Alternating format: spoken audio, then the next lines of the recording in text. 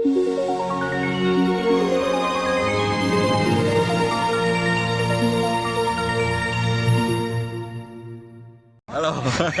Ini prakata dulu dari saya bahwa ternyata setelah kita melakukan investigasi, melakukan observasi terhadap hasil-hasil kenaikan UMK maupun UMP tahun 2024 yang sudah disahkan kemarin, juga mengevaluasi aksi-aksi yang ada, maka kesimpulannya hanya satu, bahwa kenaikan, bahwa para presidium aliansi aksi sejuta buruh dengan ini menyatakan dengan tegas dan keras bahwa kenaikan UMP dan UMK tahun 2024 tidak dapat kami terima karena tidak sesuai dengan aspirasi, ya kan, aspirasi daripada kaum buruh Indonesia. Karena seperti kita ketahui bersama, ini sudah dijelaskan berkali-kali lah pihak pemerintah, ya kan, katanya serap aspirasi, ternyata tidak ada yang diserap tuh, langsung main todong aja, main jadiin PP 51, sehingga akhirnya kemarin menimbulkan gejolak beberapa hari mulai tanggal 28, 29, 30, aksi masif di seluruh daerah, terutama di Pulau Jawa, di Jawa Timur, Jawa Tengah, Jawa Barat, DKI Jakarta, dan Banten. Dan kawan-kawan begitu sangat masif sekali melakukan perlawanan itu, artinya memang benar-benar marah sih, karena UMP-UMK itu sama sekali tidak mencerminkan, apalagi ini tidak mencerminkan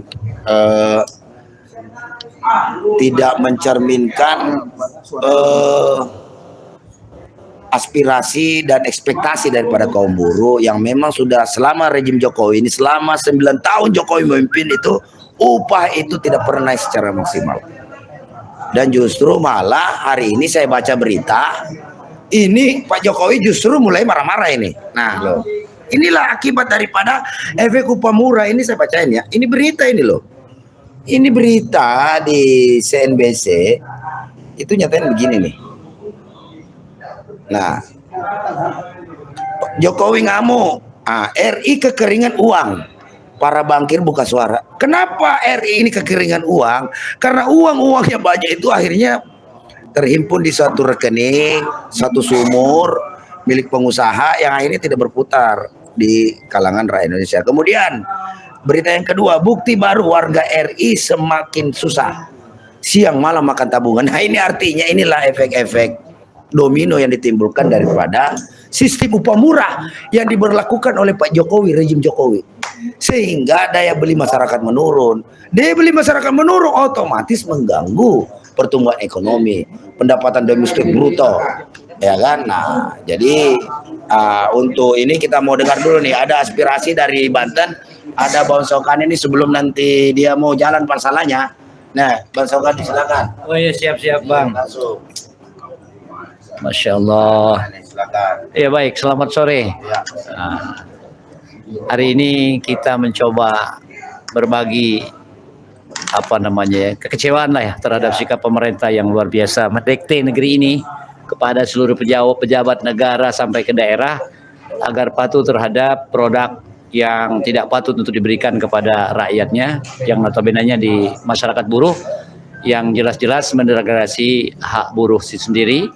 Dan tanpa disadari kita mendengarkan celotehan yang terbaru bahwa ternyata pertumbuhan ekonomi berjalan ngadat, ya karena memang setiap kali penekanan terhadap kebijakan upah setiap tahun, tentu kita sadar sesungguhnya yang mau menyadari bahwa pertumbuhan ekonomi itu sangat ditentukan oleh daya beli para buruh maupun petani yang notabene-nya banyak yang harus mendapatkan salary ataupun upah dari hasil kerjanya daripada cukong atau pengusaha-pengusahanya. Oleh karenanya kita tidak akan berhenti menyuarakan kepentingan penderitaan rakyat ini yang notabene mewakili melalui unsur pekerja dan buruh, agar PP ini sebaiknya segera dicabut dan tidak menambahkan poin pengali pembagi yang justru mematikan produk-produk regulasi yang sebelumnya yang sebenarnya juga sangat-sangat miris. Akan tetapi di ujung kuasa Pak Jokowi ini luar biasa meninggalkan PP 51 2023 yang sangat menyengsarakan kaum buruh. Kami butuh maklum dan dukungan daripada seluruh elemen bangsa, seluruh masyarakat, bahwa kami hadir setiap tahun bukan karena apa-apa, tetapi karena perut kebutuhan daripada pekerja ini masih jauh dari kata layak. Ya, Rencana aksi kita untuk Banten mulai dari daerah kabupaten dan kota itu sudah mering waktu antara 4, 5, dan 6. Mohon maaf, 6, 7, dan 8. Kemudian nanti akan menunggu instruksi daripada informasi hasil konsolidasi tingkat pusat AASB ataupun Aliansi Aksi Sejuta Buruh. Kita harus tetap mengembalikan ini kepada pemerintah pusat agar selesaikan persoalan kekisruhan, kegagalan di dalam memberikan kebijakan untuk kepentingan masyarakat buruh maupun rakyat secara keseluruhan. Saya pikir itu, Bung. Terima kasih. Ya, terima kasih Bung Sokani, senior dari SPN, juga Wakil Ketua Umum DPD SPN Banten. Nah, kita mau dengar nih komentar dari Mbak Erna dari GSBI. Nah, itu di depan saya tuh. Silakan Mbak Erna, sampaikan evaluasinya kumaha sih ini kemarin di Bekasi gimana? Itu Agenda hari ini tentunya dari seluruh rangkaian perjuangan upah yang dilakukan oleh kawan-kawan di setiap daerah-daerah di seluruh Indonesia patut diapresiasikan oleh kita semua. Itu adalah aspirasi mereka semua murni dari gerakan buruh yang ada di Indonesia dalam rangka menolak kebijakan pemerintah itu melalui PP 51. Nah, dan hari ini kami juga GSBI yang ambil bagian di dalam rapat Aliansi Sejuta Buruh hari ini sudah melakukan evaluasi atas beberapa kebijakan yang dikeluarkan oleh gubernur di tiap-tiap wilayah, dan hari ini kami secara tegas menyampaikan kami menolak seluruh kebijakan dan regulasi yang dikeluarkan oleh gubernur-gubernur terkait soal kenaikan upah. Dan kami dari ASB akan terus bergerak melakukan penolakan terhadap PP 51. Dan dalam rangkaian ini kami akan melakukan konsolidasi luas di seluruh Indonesia untuk memaksimalkan aksi nasional kami di tanggal 13, 14 ya. dalam rangka mencabut Permenaker PP 51 dan Undang-Undang Omnibus Law. Ya, kalau Undang-Undang Omnibus Law udah harus segera dicabut. Itu karena inilah biang keroknya lahirnya PP 51 ini. Mungkin itu Bapak Daeng. Ya, selanjutnya langsung ke Bung Andi Bedul. Korlap kita di Korlap 1, Korlap DKI Jakarta di kelas ASB. Ya, silakan Bung Andi, gimana hasil evaluasinya aksi kemarin di seluruh Indonesia ini, khususnya untuk wilayah Jabodetabek dan Jawa Barat ya, Banten. Itu seperti apa Bung Andi, dan terus seperti apa harapan Bung Andi nanti terhadap gerakan-gerakan buruh ke depan mengenai pengupahan tahun ini? Ya, kalau saya sih sebelumnya salut lah buat buruh Indonesia, terutama yang berada di wilayah Jawa Barat, Banten, dan DKI Jakarta yang sudah menyuarakan yang cukup masif terhadap pemerintah terkait tentang pengupahan 2024. Cuma memang ini sebenarnya bukan salah buruhnya. Buruh sudah menyuarakan, tapi memang ini budak dan tuli kayak pemerintah sekarang gitu kan, budak dan tuli bikin kebijakan PP 51 yang kenaikannya ada alfanya bukan memperbesar malah memperkecil. Ini cukup aneh gitu kan, cukup aneh. Tapi memang mudah-mudahan kawan-kawan buruh Indonesia semakin sadar bahwa kondisinya sekarang buruh dan pekerja Indonesia ini sedang dikebiri, ya kan? Sedang dikebiri oleh pemerintah, sedang dimiskinkan oleh pemerintah. Karena jelas-jelas bayangkan kenaikan upah hanya 1-2%, gitu kan? Hanya 1-2%. Sedangkan saya cukup kaget lah. Harga-harga sekarang aja makin naik gitu kan. Terakhir yang saya dapat infonya dari orang rumah, dari istri gitu kan. Terakhir gitu kan, harga cabai sekarang aja udah 140.000 Waduh, kilo. Astagfirullah. Nah, saya tadi ke sini naik tol juga kaget. Ternyata tol naik tadi, yang biasanya 16.000 sekarang jadi 17.000. Waduh. Ini nggak ada informasi kenaikan tol, tapi udah naik aja. Iya. Gaji belum naik, gitu kan udah naiknya kecil, ini tol udah naik pula. Kontrakan juga udah naik. Nah kontrakan apalagi? 300.000. Apalagi kontrakan, tahu gaji mau naik, kontrakan udah naik duluan kan gitu. Iya, 300.000 Ini lagi. jadi perkara. Nah ini mudah-mudahan pemerintah makin melihat lah kondisi ini. Dan banyak berita-berita Jokowi juga tadi disampaikan gitu kan, sudah mulai mengeluh bahwa banyak masyarakat kita yang sudah Makan tabungan. narik uangnya di bank masing-masing karena tabungannya, karena sehari-harinya sudah tidak cukup dengan upahnya, akhirnya narik tabungannya. Dan kondisi ini membuat perputaran ekonomi yang semakin sulit gitu kan. Nah ini salah dari pemerintah. Pemerintah tidak berpikir semakin rendah upah buruh maka daya belinya akan semakin rendah. Otomatis perputaran ekonominya semakin rendah. Ini yang harus dipikirkan oleh pemerintah. Nggak tahu nih pemerintah nih otaknya di mana kan gitu kan. Otaknya di dengkul apa nggak punya otak sama sekali, saya nggak ngerti gitu kan. Cuma yang jelas kita Aliansi Aksi Sejuta Buruh tetap komitmen dan konsisten dalam menolak PP 51. Kita akan terus menyuarakan ini sampai pemerintah mencabut yang namanya PP 51. Minimalnya yang merevisi gitu kan. Angkanya jangan pakai PP 51 ataupun jangan pakai PP 78. Harus menggunakan yang namanya PDRB. Ya, yang namanya PDRB ini wajib nih. Ini buruh harus layak hidupnya. Kalau hidupnya harus layak berarti upahnya harus layak. Dan upah ini udah konstitusi, yang jelas ini konstitusi ya. Pemerintah harus hadir dalam hal ini supaya rakyatnya bisa hidup dengan layak. Mungkin itu yang perlu saya sampaikan, karena yang jelas kita tetap akan menyuarakan ini ya. Tanggal 6, 7, 8 Aliansi Aksi Sejuta Buruh akan menginstruksikan 6, 7, 8 Desember akan menginstruksikan kepada seluruh SPSB yang bergabung di dalam Aliansi Sejuta Buruh untuk melakukan aksi di daerahnya masing-masing. Terutama adalah Banten, Serang, Jakarta, dan Jawa Barat. Lalu tanggal 13, 14 kita akan geruduk yang namanya Kemenaker. Kita kembali geruduk Kemenaker supaya segera mencabut yang namanya PP 51.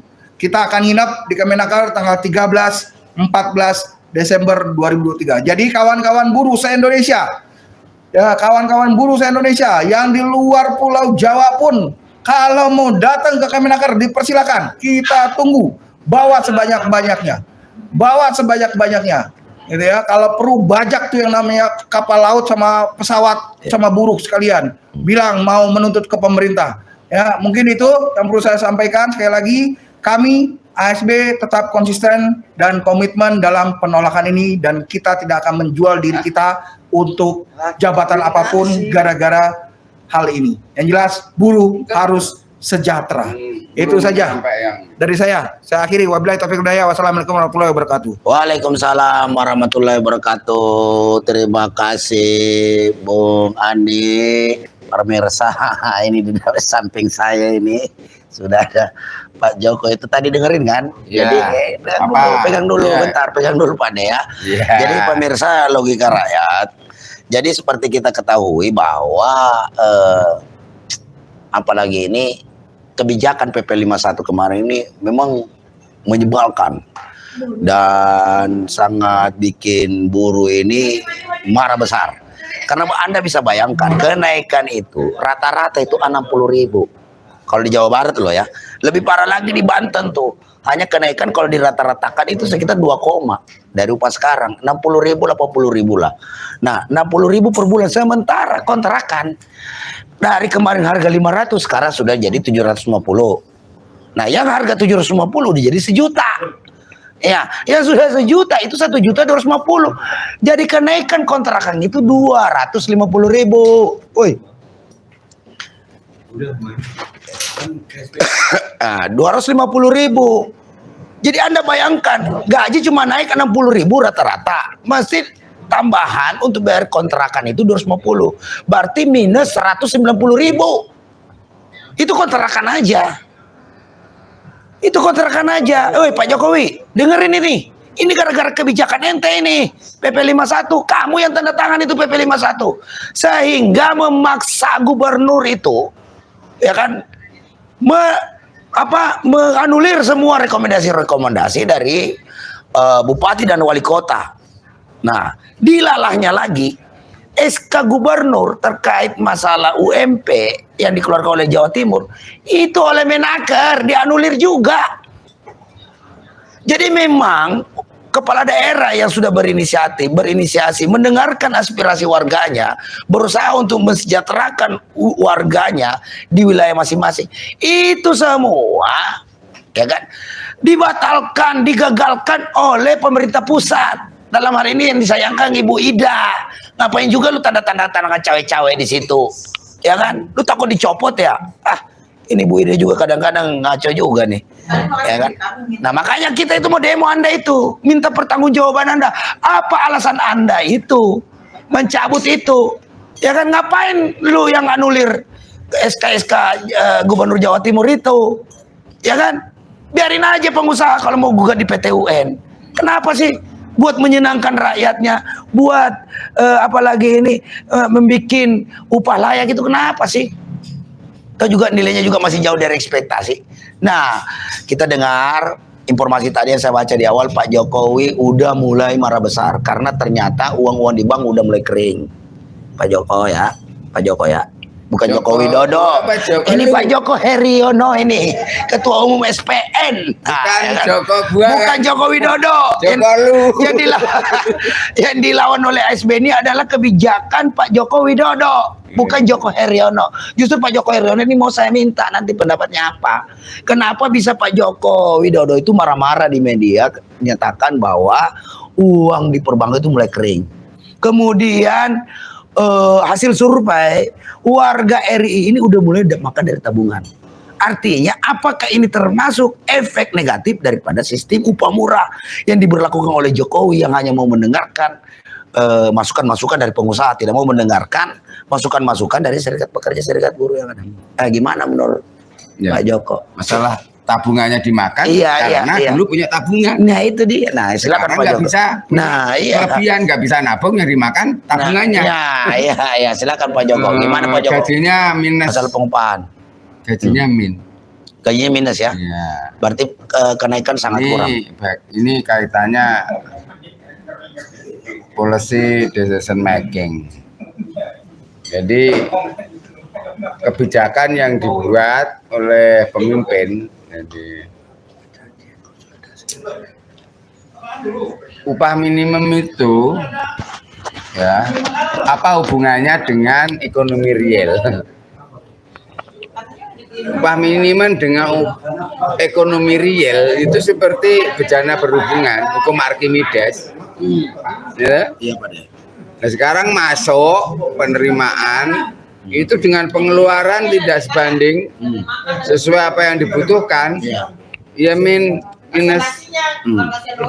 Jadi berapapun yang diterima keluar lagi. Maka kalau ternyata ada penangguhan, ya terus penyesuaian upah minimum itu di bawah rata-rata, di bawah apa itu inflasi, ya otomatis itu akan mengurangi putaran uang yang seharusnya terjadi, itu nggak terjadi. Nah ini sudah 8 tahun kita nggak terasa pertumbuhan upah minimum itu kan ditekan. Alasannya untuk efisiensi, alasannya untuk produktivitas, ketahanan usaha dan lain sebagainya. Nah padahal upah minimum itu diukur nilai kecukupannya berkaitan dengan nutrisi gizi untuk kalori. Nah, jadi nggak ada logikanya upah minimum itu bisa dibayar atau nggak dibayar harus perusahaan untung. Nggak ada urusannya untung rugi. Yang namanya mandatori, iuran, jaminan sosial, pesangon, upah minimum nggak ada hubungannya dengan untung ruginya sebuah perusahaan. Pilot pun sekalipun ya, perusahaan pilot, tetap itu mandatori, dilanggar 4 tahun penjara. Nah itu konstitusinya. Lalu bagaimana melaksanakan konstitusi upah minimum itu supaya realistis, yang namanya layak, wajar gitu. Itu kan ada ketentuannya, ada Permenaker tentang KHL. Itu udah berapa kali perubahannya, sejak KFM kemudian jadi KHM terus jadi KHL itu. Nah, peristiwa yang heroik kemarin itu mana-mana pihak aur-aur Suromroto, Joyomroto. Tahu nggak? Apa itu artinya Pak De? Oh jelek, wajar, ya kan? Supaya merata kemenangannya, gitu. Minta keadilan. Suromroto, Joyomroto harus seimbang, gitu. Ini yang terjadi adalah PP 51 ini meniadakan bagaimana cara penyesuaian upah minimum yang rumus awalnya itu KHL ditambah PDRB ditambah inflasi. Nah ini nggak terjadi, gitu. Itu nggak dilakukan hanya dengan konsep upah lama ditambah dengan PDRB lalu ditambah inflasi, tapi PDRB-nya ada kurung-kurawalnya. Kurung-kurawalnya itu yang menghancurkan. Kurung-kurung yang menghancurkan. Nah, artinya kan sama aja, nggak ada PDRB. Jadi upah lama ditambah inflasi. Inflasinya year to year. Jadi tahun lalu sama tahun yang sekarang ke sono udah inflasi lagi. Nah, bicara tahun lalu itu 2 tahun yang lalu itu kan COVID. Orang semua di lockdown. Naiknya cuma 3,3 loh itu DKI. Iya. Nah sekarang tidak ada lockdown, tidak ada ini kok jadinya. Nah, gara-gara COVID jadi koplak. Gara-gara COVID ini. Iya. Negara pejabat kita jadi goblok semua. Jadi 8 tahun itu sejak PP 78 2015. Sekarang PP 51 tahun berapa? 2023. 8 tahun. Nggak menggunakan hergitrasi. Hergitrasi itu diteliti ulang tiap tahun itu. KHL kebutuhan hidup layak itu. KHL sekarang berubah oleh Jokowi, kebutuhan hidup layak. Itu sama isinya indeks harga konsumen. Iya. Jadi kalau yang disebutkan di pasal 88 ABC DEF tentang bagaimana mekanisme pengupahan upah minimum itu, yang variabelnya adalah itu apa? Pertumbuhan ekonomi, gitu kan? Inflasi dan indeks tertentu. Indeks tertentu itu tinggal milih pakai IHK-nya KFM. Itu berarti ngukur fisik yang minimum atau KHM kebutuhan hidup minimum, kamu hidup tapi ya melarat gitu. Atau menggunakan KHL, itu isinya indeks harga konsumen. Iya, tapi amanah konstitusi adalah hidup layak, pekerjaan layak. Jadi seharusnya berdasarkan KHL. Layak itu supaya dapat hidup wajar dari waktu ke waktu, tahun ke waktu, bukannya hidupnya. Iya, kalau hidupnya menurun kurang ajar namanya. Iya. Menurung nanti kalau ada tambunan. Gimana? Iya betul. Ya kan? Berkelok-kelok. Jadi ini masalah kelogikaan. Ini benar-benar Tidak waras sudah ini. Kebijakan sangat tidak waras. Enggak waras. Ya kan, bahwa upah minimum itu ilmunya esak. Ilmunya hasil penelitian. Kalau 2 tambah 2 ya 4. Nggak bisa modelnya sosbud atau esos atau sosiologi gitu. Aku lagi rugi, jangan gede-gede, jangan tinggi-tinggi, Order turun. Mau nggak makan sepiring dikurangi setengah piring? Nggak bisa. Nah, yang harus dilihat gini, KHL pangan, strukturnya itu kan indeksnya. Terus papan, papannya sandang. papan, rekreasi, pendidikan dan sebagainya. Tiba-tiba itu dinyatakan upah lama. Sementara indeks harga konsumsi itu ketika terjadi inflasi, mana saja yang berinflasi. Iya. Ini kan babi buta, babiku. Iya. Yang naik itu apa cabai, apa beras, apa celana dalam, apa BH. Terus naiknya berapa yang kecil, berapa yang besar, siapa yang tahu? Iya. Maka ada yang namanya Dewan Pengupahan yang melakukan survei pasar. Betul, khusus untuk indeks harga konsumsinya kaum buruh. Jadi sebenarnya konsepnya udah ada. Sudah, Mas. Sudah Kamu ada. ngeyel loh jadi BPS. Makanya. Kalau di BPS namanya indeks harga konsumen IHK. Iya. Itu secara keseluruhan, secara wajar, itu jumlahnya lebih banyak. Karena konsumsi rata-rata rumah tangga itu bahkan rata. Iya. Yang elit sama yang kere-kere melarat itu diambil tengah rata. Iya. Jadi sebenarnya IHK itu lebih tinggi daripada KHL. Ya, jadi seharusnya karena konsep udah ada, ini kan sebenarnya pemerintah Jokowi ini tinggal political will-nya. Dia mau nggak mensejahterakan rakyat. Ini kan apain kemarin janji kampanyenya Piagam Kamu tahu Martina? nggak? Will itu wanita idaman. Jadi nggak mau dia takut sama ibu. Wah, bisa dia. Gitu. Dia istri juga ya? Kata suami takut istri. Tapi Kenapa dari upah jadi will? Iya kan ya ada. nggak makanya politik will. Political will.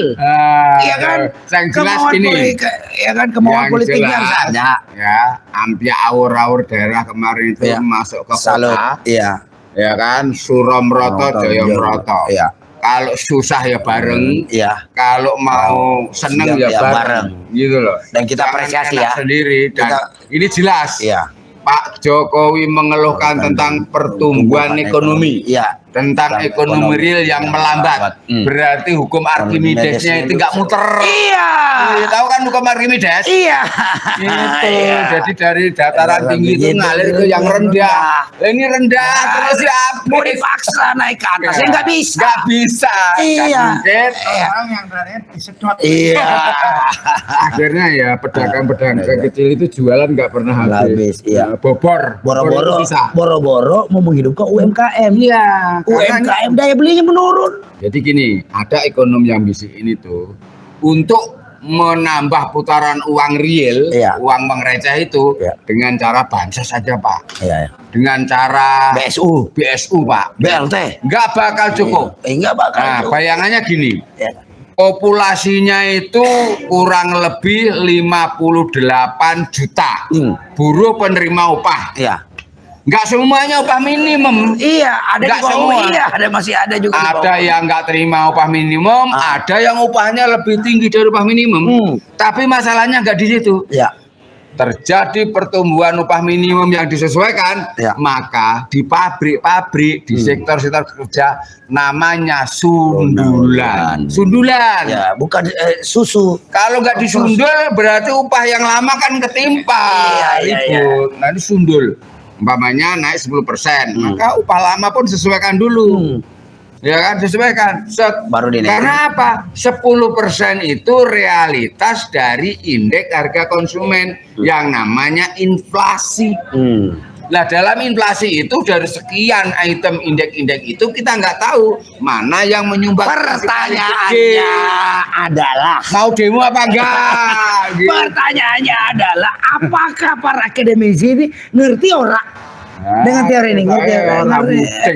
Ramudeng. Tahu-tahu cari uang susah Pak sekarang itu. Aduh parah Gitu. emang. Ya kan? Ini pembisi-pembisi Jokowi ini gagal paham semua. Uang ngumpul di bank semua, Iya. ya kan? Depositonya Waduh, bangkir-bangkir, jor-joran. konglomerat itu membesar, Iya. tabungannya rakyat kecil dikorek tiap hari, Iya. dimakanin tiap hari, Akhirnya tekor. lah boro-boro nabung, Nah, iya. gaji sebulan aja Sebenarnya- cuman 20 hari. Iya, perputaran UMKM itu bisa kita lihat kalau kita demo. Nah itu kan penjual kopi-kopi termos itu kan laris. Itu kan salah satu contoh ekonomi real. Jangan-jangan nggak mudeng real. Iya, makanya kita mau demo ini. Para kawan-kawan UMKM yang kopi-kopi termos itu kita mau demo nih. Iya. Ya kan? Kita akan mau demo. Dia yang putarkan uang 2.000 3.000. Iya, itu jauh lebih real. Itulah ekonomi real. Bukan kayak janji-janji Jokowi. Ya janji-janji hanya tinggal mimpi. Jadi aksinya nanti tanggal berapa? 678 di Serang Yang daerah ya. Sosialisasi 13-14 di Jakarta. Mau usulan ke presiden apa menteri? Ya, dua-duanya. Menteri pembantunya presiden. Iya kan? Ke pembantunya Iya, dulu. ya, pembantunya dulu karena dia ini menganulir SK kemarin Gubernur Jawa Timur yang tidak menggunakan PP 51. Itu kan artinya sudah ada komunikasi, kesepahaman.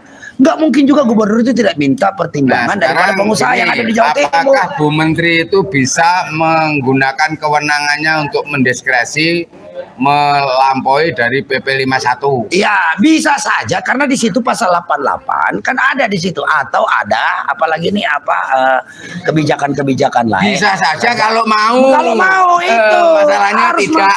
Dia tidak mau, dia takut kehilangan jabatan. Dia lebih takut kehilangan jabatan daripada kehilangan kemuliaan di mata Allah Subhanahu wa taala.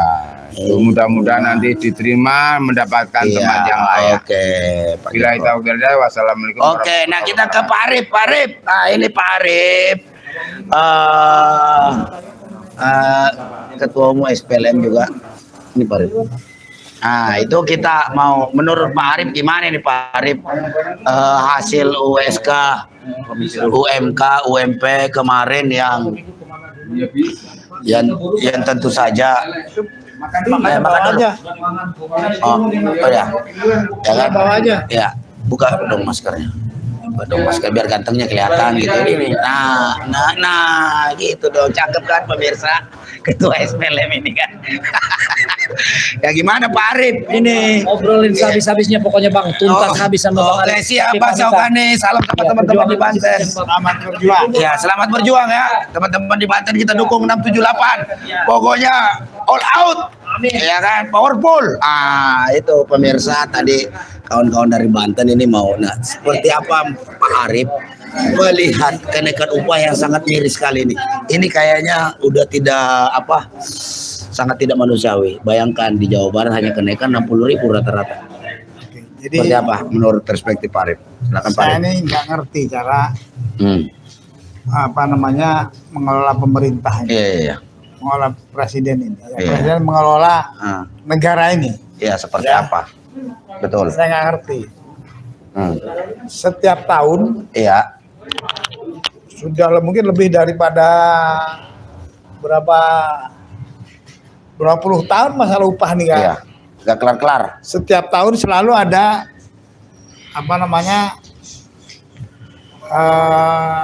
keramaian lah. Iya. Berarti kan kalau sekali dua kali diulang saja tuh seperti keledai. Iya. Ini puluhan kali. Karena ada diulang. pepatah menyatakan hanya keledai yang jatuh di lubang yang sama 2 kali. Iya. Padahal nih, saya urut dulu ya. Iya. Undang-Undang nomor 13 dan pasal itu tidak direvisi oleh Omnibus Law Iya. bahwa untuk upah Iya. pemerintah membuat perencanaan upah ke depan. Iya. Gitu. Ini jelas Undang-Undang 13 itu. Iya. Itu kan undang-undang perintah Iya. bahwa pemerintah membuat rencana Iya. upah ke depan. Rencana itu bisa pendek, Bisa panjang ya. Iya. Sehingga tata kelola tentang upah Pak. itu bisa dengan pengusaha, ya kan? Itu bisa dibicarakan dari Iya. awal. Apalagi kita ada LKS, Lembaga Kerjasama. Oh ya, Pak Arif kan juga salah satu anggota LKS Ya, Tripartit masalah. Nasional Iya. yang di-SK-kan oleh Presiden Jokowi. Presiden. Jangan salah. Kemarin saya sudah sampaikan. Jadi dia setara dengan kementerian itu. Saya sudah sampaikan. Ya, LKS itu produknya sebagai masukan kepada presiden. untuk membuat kebijakan.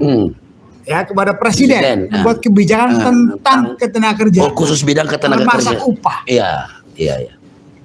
Jangan lupa ya, SK LKS-nya SK-nya presiden. Presiden. DPR mewakili sekian orang. Iya. Lah, LKS ini mewakili buruh dan pengusaha. Iya, Dari pengusaha ada, dari buruh ada. iya, 15-15. iya, Ya, ini mulia sebetulnya. iya. Buruh 158 juta, ya kan? Nah, bagaimana kan itu? Nah, ini kan harus diberesin dari situ. Iya. Bagaimana membuat perencanaan jangka panjang. Jadi ya bukan hanya stempel, makanya Hanya sekadar datang ketika saya dapat. datang, sekitar saya jadi anggota LKS, saya udah langsung ingin buat perubahan situ. Dirubah lah. Ya. Ya, jadi marwah ini harus ada. Disodorin draft aja tinggal tanda tangan dilegitimasi. Iya, Selama ini kita- terjadi kan begitu. Kan sekarang kan ada draft PP, Iya, iya, draft apa iya, saja. iya, masuk aja suruh baca, semua. suruh Iya, nanya. iya. Hanya sehari aja. Iya, masa urus bikin Wah, di undang-undang hotel, sehari. kemudian Iya. selesai.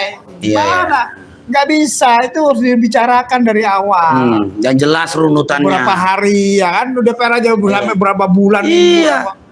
Kok bikin? Buat undang-undang hanya itu. Iya, kayak bikin surat cinta aja. Kalau mau gitu mah nggak usah pakai LKS, bikin aja. Iya. Itu undang-undang bubarin aja itu. Iya. Undang-undang dasar segala macam ya kan gitu. Kalau mau maunya sendiri. Nah, itu ada pengusaha, ada buruh. Iya. Mau ribut lah. Nah, bahasa Jawa nek sampai elek ngamek. Ribut di situ. Iya, iya, iya, iya. Itu loh, ya kan?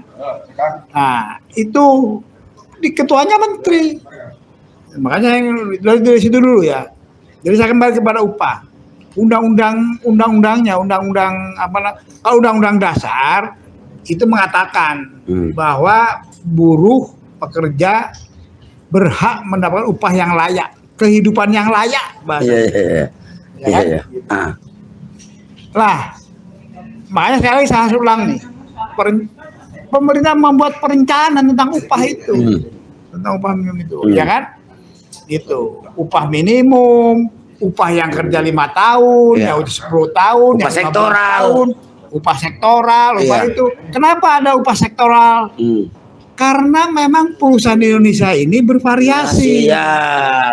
Ada perusahaan yang kemampuannya tinggi, Iya. bisa menggaji 10 juta, 15 juta, bahkan 20 juta. Iya. Ada yang hanya bisa menggaji misalnya 5 juta, 4 Iya. juta. Itu sektoral, Nah. kemampuan dari perusahaan itu. Masa perusahaan tambang Nah. sama harganya ada perusahaan mebel kan beda. Kalau gini, sehingga perusahaan yang merasa yang kuat bisa 10-20 juta, Iya. bayar aja upah minimum Iya. plus. Upah minimum 5 juta, Iya. plus kasih aja 1 juta, 2 Iya. juta, 7 juta. Iya. Dia udah merasa, saya di atas upah minimum 2 juta. Ya. Padahal dia punya kemampuan 2 kali lipat. Iya. Nah, yang gitu-gitu ini nggak jeli pemerintah, nggak Iya. ngerti. Betul. Jadi kalau bahasa saya filosofi tentang upahnya nggak ngerti. Iya, iya, iya. Gitu loh. Makanya Kalau ada menimbulkan masalah perusahaan terus ya. yang kalau ada perusahaan yang pas-pasan, Hmm. bila perlu APBN membantu dia, Iya. bantu. Karena sebagai penyumbang pajak juga. Iya, pertama, yang kedua, ini untuk jadi pengusaha tuh nggak main-main. Iya. Uang dia bisa habis. Iya.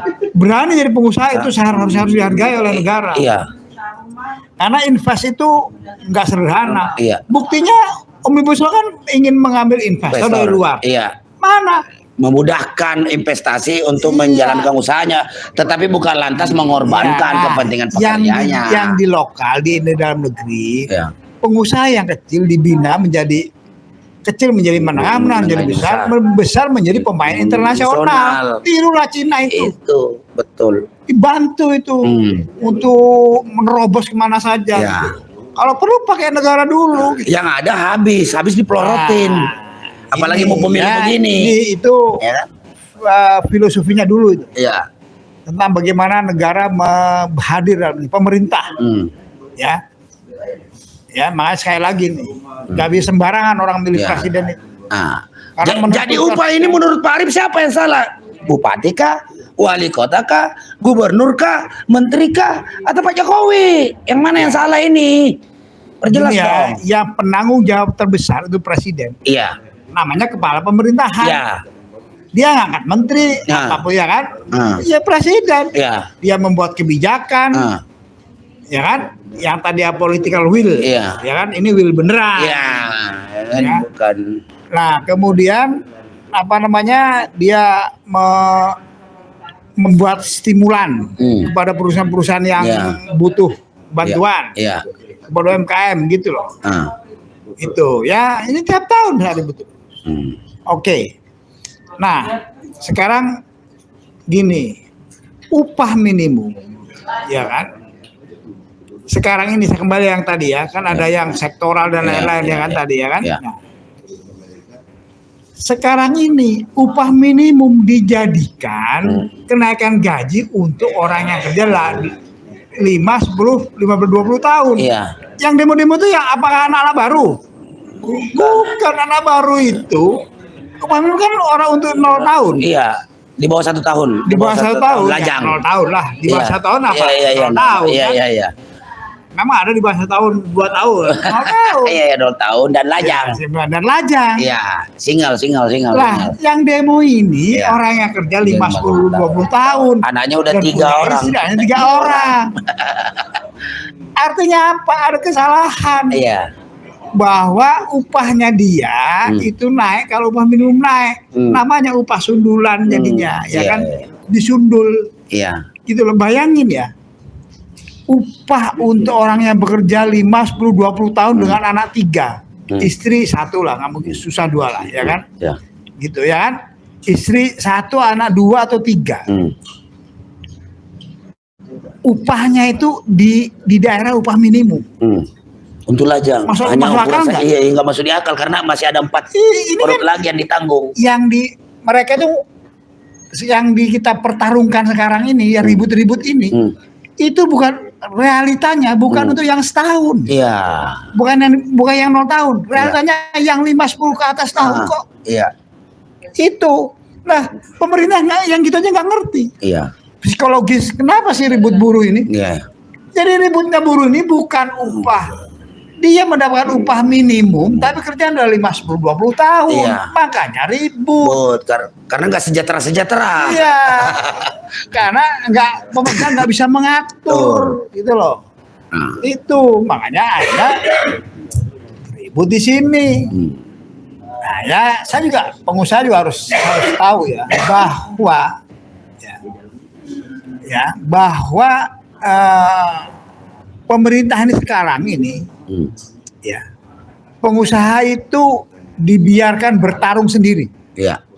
Bertarung bebas. Iya. Di hutan rimba lah. Iya. Yang kuat menang. Iya. Ya kan modal kapitalis itu. Kapitalis itu nggak gitu-gitu amat. Iya. Ya kan? Itu pengusaha itu. Ya.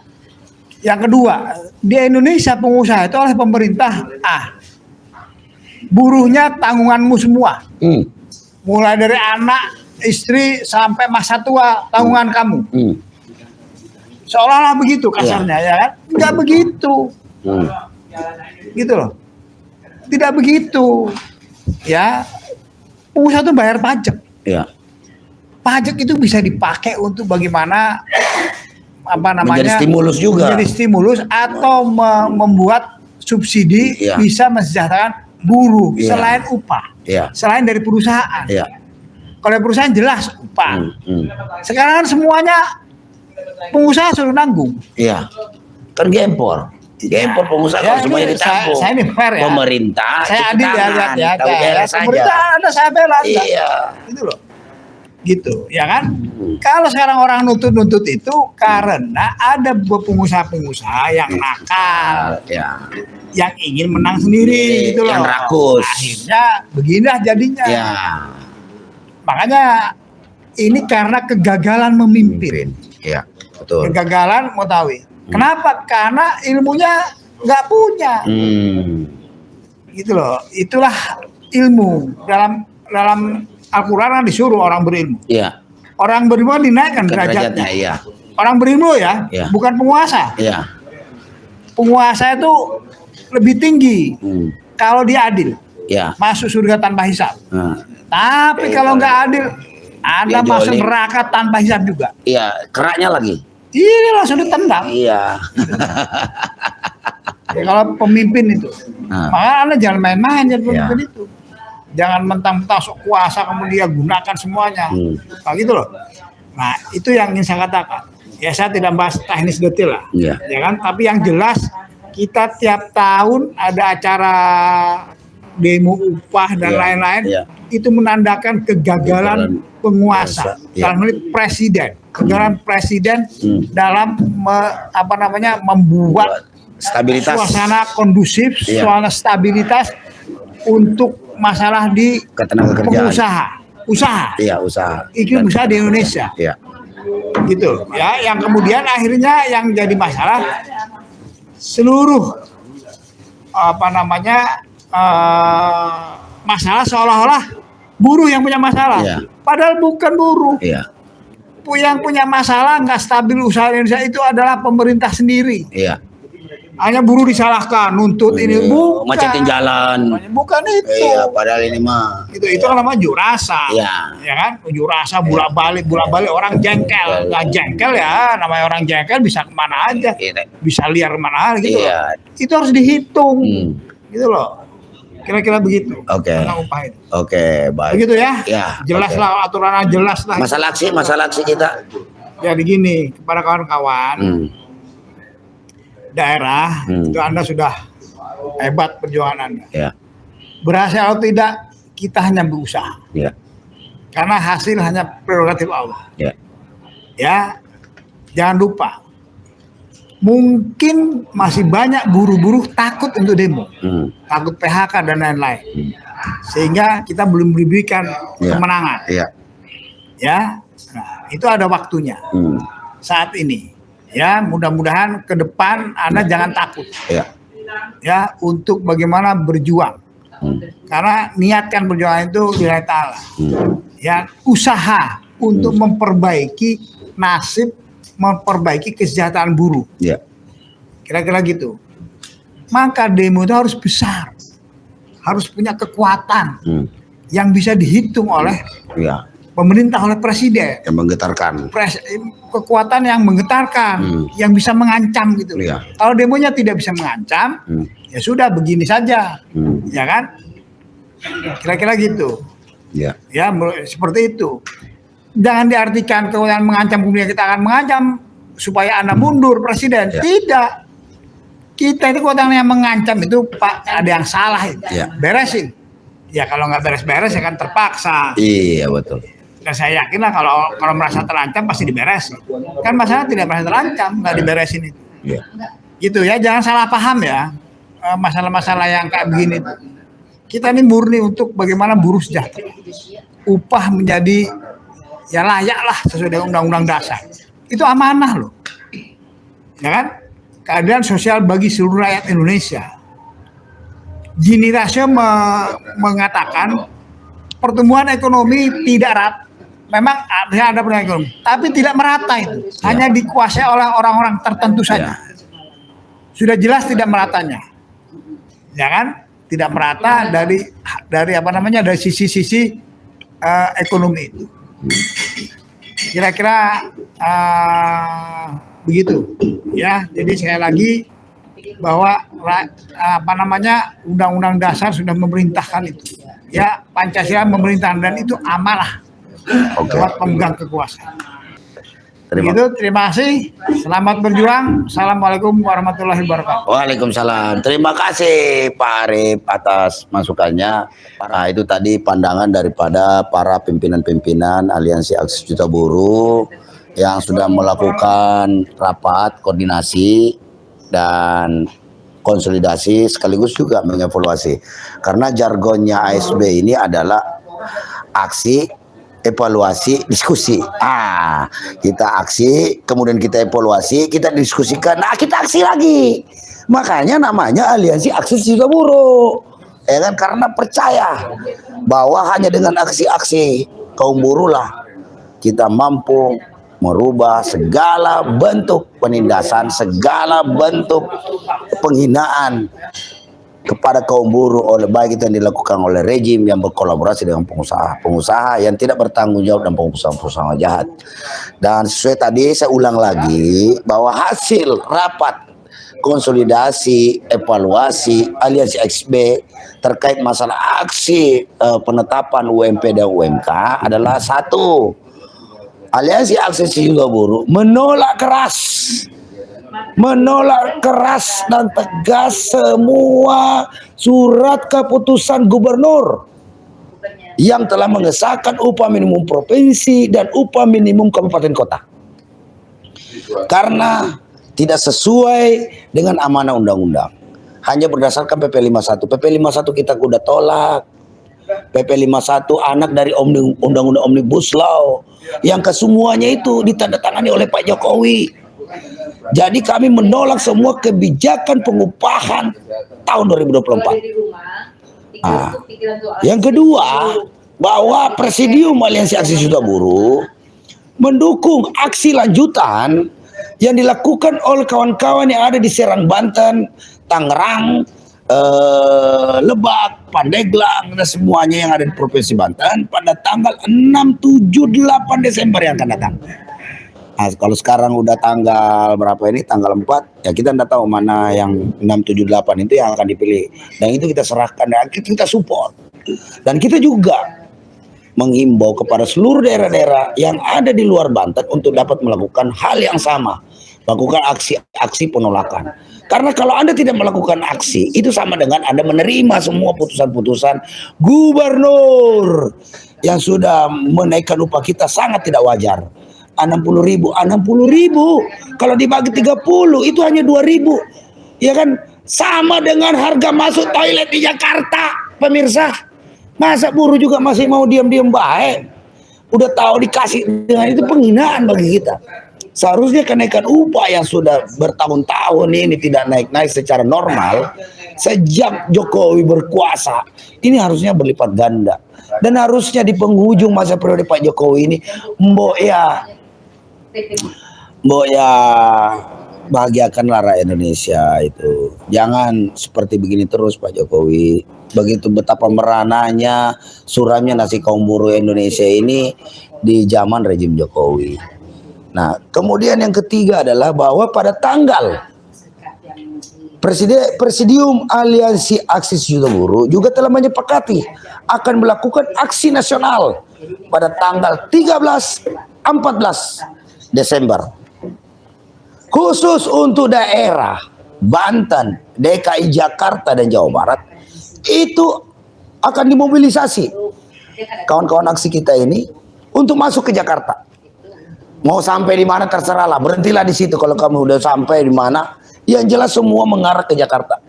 Kita akan duduki kantor Kementerian Tenaga Kerja karena Kementerian Tenaga Kerja lah yang paling bertanggung jawab. Ya kan, sebagai kepanjangan tangan presiden, dan tentu saja dengan presiden tentunya yang bertanggung jawab, tetapi sebagai institusi dia harus ikut bertanggung jawab terhadap urusan ketenagakerjaan. Kita akan datangi dia. Kita akan datangi kementerian. Kalau perlu Pak Jokowi suruh datang ke kementerian biar sekalian, gitu loh. Sekalian ambil kebijakan baru terhadap pengupahan. Buat diskresi, perbaiki upah buruh ini. Karena Anda sendiri sudah mengeluh kenapa uang-uang di bank itu mengering. Kenapa uang mengering? Karena uang tersentralisasi dari sekelompok orang dalam hal ini penguasa, kemudian menyimpan uangnya di bank, melakukan deposito, ya kan? Nah, sementara kaum buruh nggak bisa nabung, uangnya habis begitu saja. Bahkan gajian tanggal 1, tanggal 10 udah ngutang karena tekor, ya kan? Ini benar-benar ini luar biasa penjoliman ini. Nah, dan selanjutnya juga dalam rangka aksi tanggal 13-14 Desember ini nyongsong terhadap Hari Hak Asasi Manusia Internasional yang jatuh pada tanggal 10 Desember. Kita akan all out. Kita akan all out, kita akan maksimalkan. Dan pada kaum buruh, buktikanlah kemarahanmu kalau kamu dikasih upah yang sangat tidak wajar ini. Buktikan bahwa buruh mampu merubah keadaan dari yang tidak baik menjadi baik.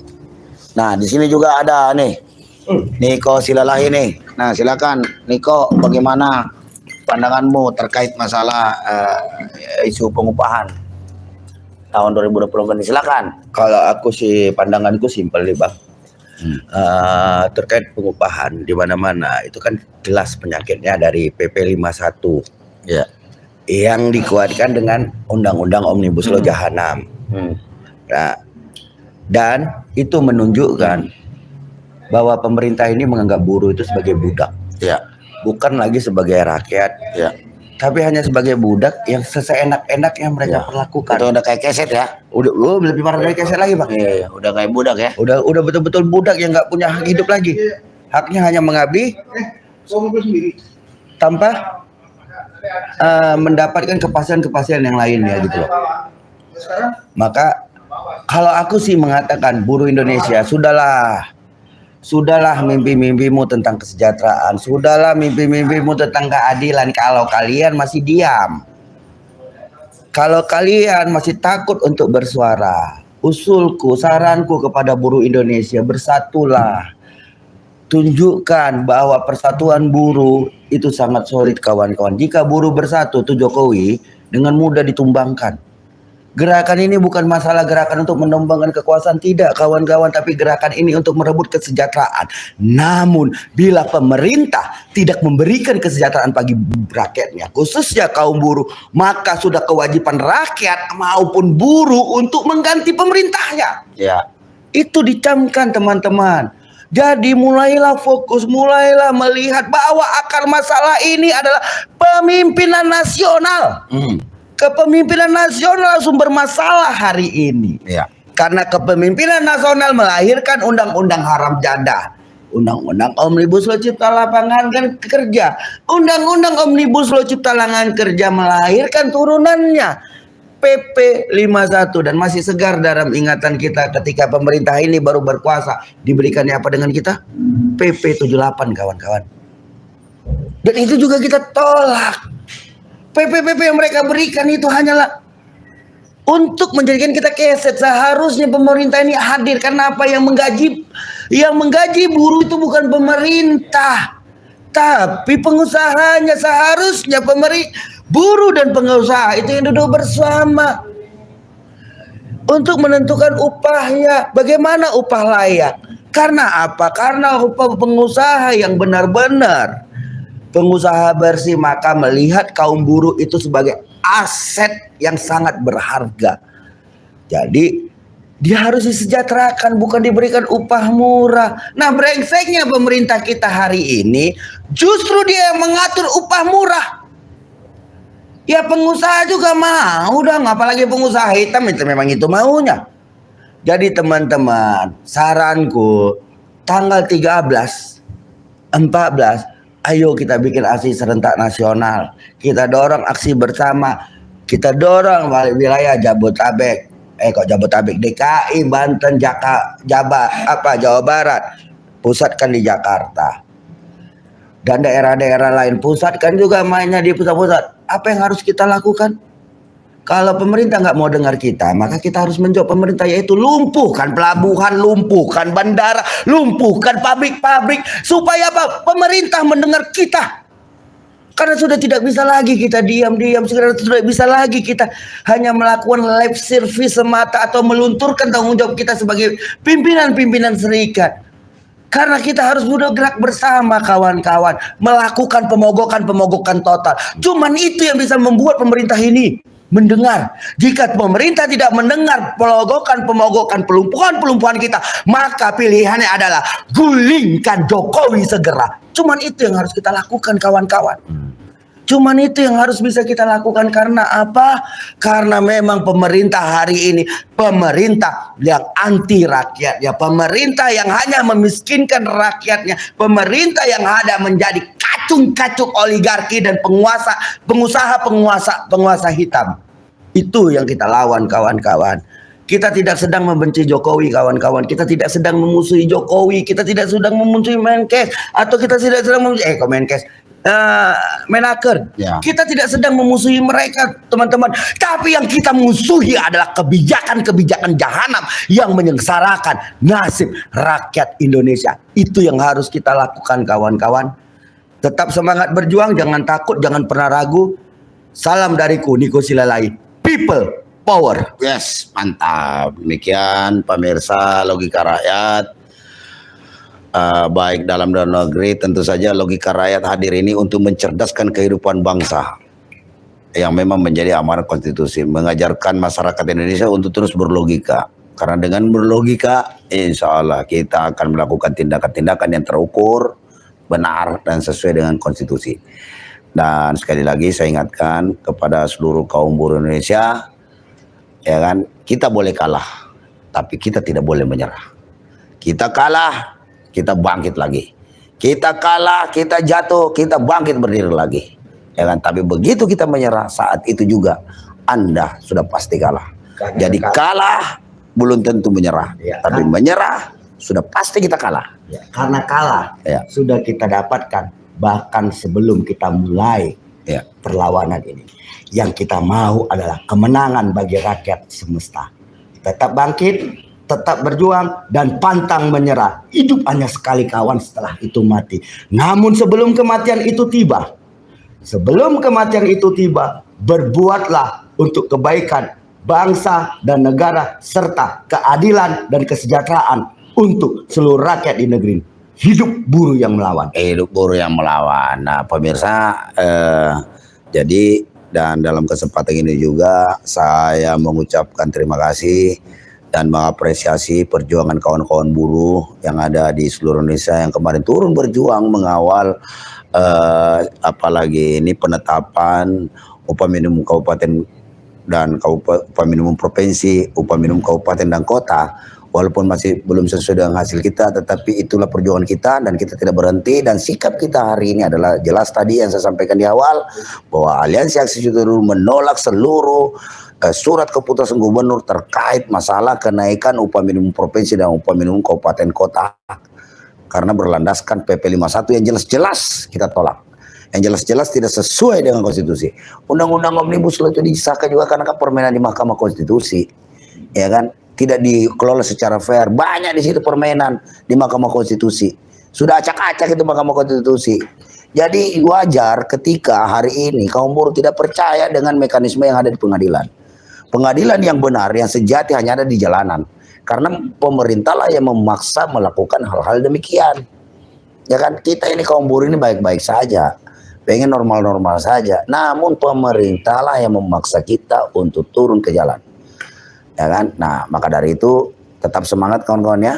Tetap semangat dan sekali lagi terus lakukan konsolidasi, perhebat gerakan-gerakan kaum buruh Indonesia. Terus kita lakukan perlawanan yang masif sampai tuntutan kita dipenuhi oleh pemerintah. Kalau pemerintah tidak mampu, tetap memaksakan kehendak, sekalian rejim ini kita ganti karena sudah tidak aspiratif lagi. Mungkin itu saja. Semoga tayangan ini bermanfaat. Sampai bertemu lagi kawan-kawan semua. Assalamualaikum warahmatullahi wabarakatuh. Hidup buruh, hidup buruh, hidup buruh yang melawan.